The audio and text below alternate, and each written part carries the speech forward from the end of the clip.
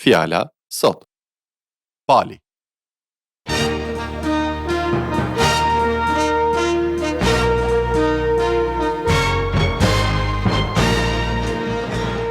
Përshëndetje miq. Mirë se vini në programin Fjala sot. Ky mësim vjen për ju nga pastor Paul Schroeder. Sot do të dëgjojmë një program të frymëzuar nga historia e jashtëzakonshme e apostullit Paul. Një njeri që përjetoi transformimin më të fuqishëm të jetës së tij përmes takimit me Jezus Krishtin. Nga një përndjekës i vendosur i kishës së hershme, deri te një apostull i pasionuar që përhapi mesazhin e Krishtit në të gjithë botën, jeta e Palit është një dëshmi e gjallë e forcës së mëshirës dhe fuqisë së Perëndisë për të ndryshuar çdo zemër. Sot ne do ta eksplorojmë rrugëtimin e tij të jashtëzakonshëm, përkushtimin e tij të palëkundur dhe mesazhin e tij të përjetshëm. A jeni të gatshëm të zbuloni se si një zemër e hapur ndaj Zotit mund të ndryshojë gjithçka? Bashkohuni me ne në këtë udhtim frymëzues dhe plot kuptim.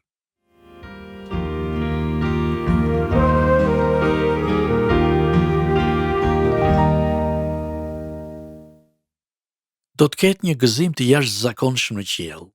Unë jam shumë i kënaqur që Jezu Krishti është shpëtimtari im personal dhe se përmes tij unë kam sigurinë se mëkatet e mia janë falur.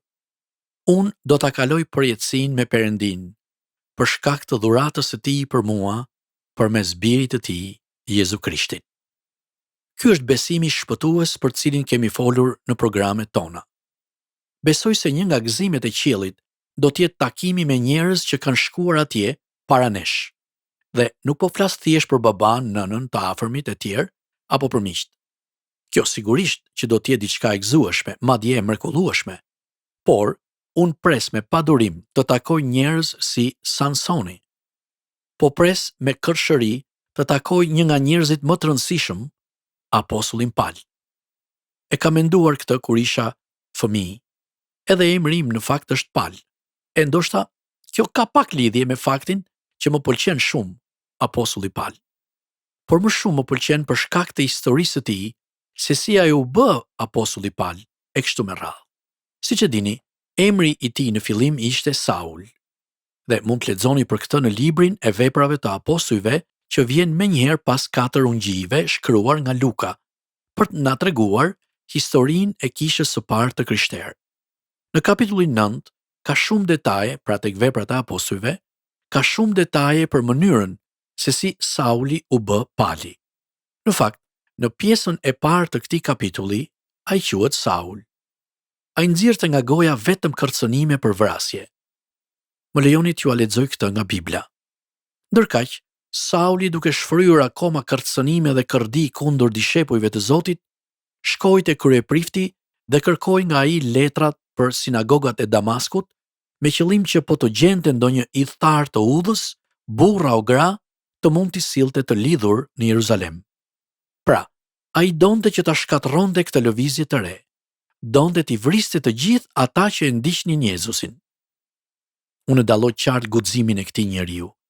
Ai do të bënte letra, dokumente, urdhra arresti, çfarëdo që të mundej për ta shkatërruar këtë lëvizje të re dhe njerëzit që ndiqnin Jezusin.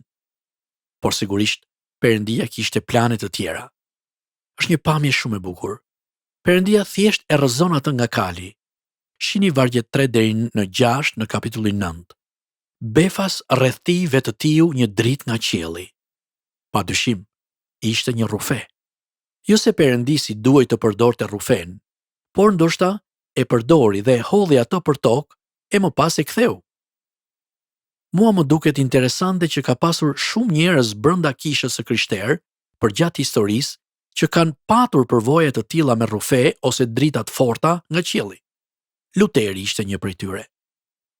Ashtu sikurse edhe në raste të tilla, duket se Pali do të bëhej një shërbëtor i veçantë i Perëndisë dhe ai donte ta kthente atë në një mënyrë aq dramatike sa ai të mos e harronte kurrë këtë. Çfarë eksperiencë! Dhe ai u kthye menjëherë. Tani do t'i referohem atij si Pali. Unë e imagjinoj menjëherë reagimin e tij. Në fillim ai duhet ketë patur shumë frikë nga dishepujt e tjerë, sepse ata e dinin kush ishte Pali. Ai ishte një vrasës.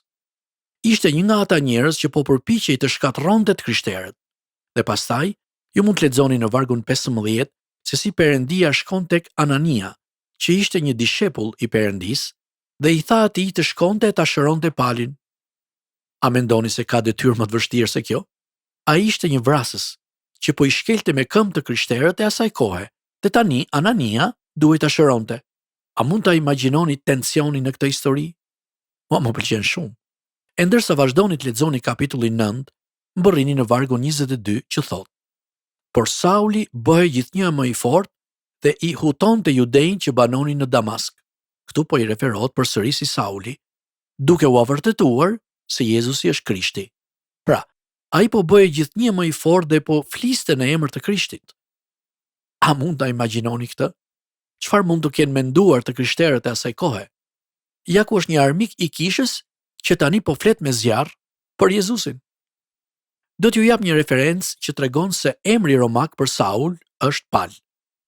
Ndoshta nuk ka shumë rëndësi ndryshimi i emrit, por ai thjesht po identifikohej për romakët, të cilëve po përpiqej t'u dëshmonte.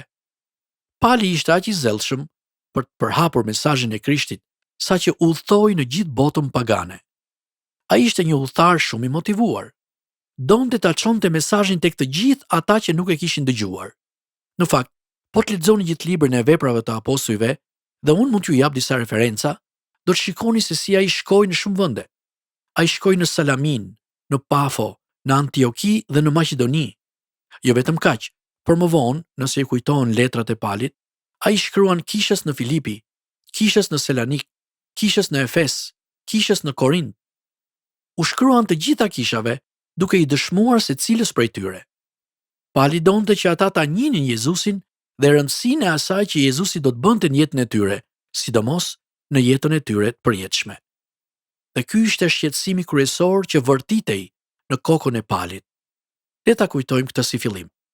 E dini se ç'bëri Pali para se të fillonte shërbesën e tij? Menjëherë pasi u kthye, ai shkoi në shkretëtirën arabe.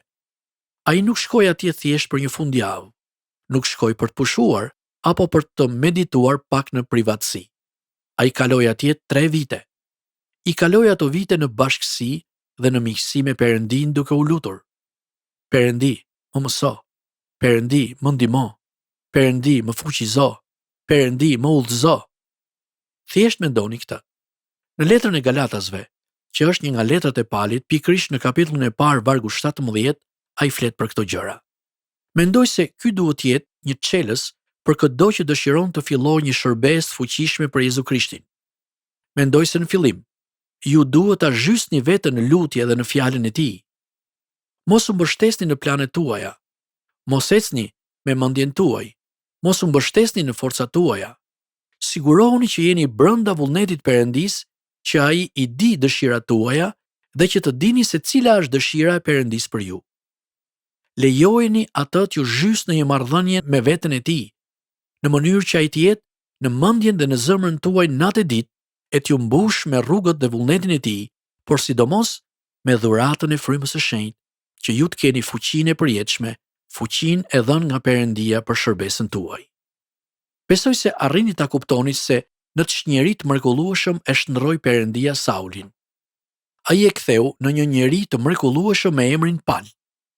Dhe ai ishte një njeri me shumë kurajo e guxim. Mendoj se ai kishte kurajo më parë, e ne folëm pak për vendosmërinë e tij, por tani ai ishte i vendosur të shërbente Perëndis. Ai pati shumë kundërshtime, shumë kundërshtar me të cilët u përball.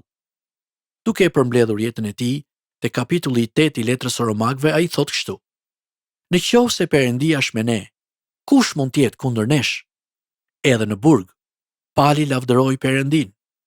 Në shumë raste, tek Veprat e Apostujve kapitulli 22, ai u sulmua nga turma njerëzish e përsëri ai qëndroi fort. Ai u kujtohet se sa besnik ishte Pali. Ai donte të predikonte dhe të mësonte të vërtetën. Ai besoi në hirin e Perëndis. Ai e konsideronte nder të përfaqësonte Jezusin. Pali refuzoi të dëshpërohej, refuzoi të dorëzohej, dhe ai pati shpresën e lavdishme dhe premtimin e jetës së përjetshme. Asgjë nuk e ndali apostullin Pal, madje as gjëmbi në mish, për cilin ai flet në letrën e 2 drejtuar Korintasve. Ai kishte disa mangësi fizike që e ngadalsonin pak, por nuk e ndalën kurrë. Dhe unë shpresoj që juve t'ju pëlqej apostulli Paul. Shpresoj që ta doni dhe të lexoni letrat e tij gjithashtu, edhe kthimin tek libri i veprave kapitulli 9.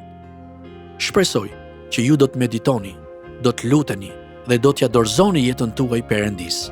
Dorëzojeni gjithçka Zotit dhe bëhuni një tjetër apostull Paul.